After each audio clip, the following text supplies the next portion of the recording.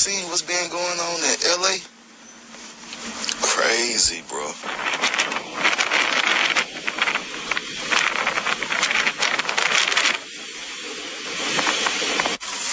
They say they got hurricane speed winds, bro, making these fires spread fast.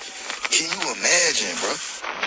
Wind gusts as high as 99 miles per hour fueled new destructive wildfires in the Los Angeles area overnight. You can see how the extreme winds had embers racing through this neighborhood in Pacific Palisades. Them folks really losing everything right now, bro. Everything, man. Prayers for them folks in LA, man. Homes and businesses burned to the ground. People was on the highway and had to hop out their car and run for their life, bro.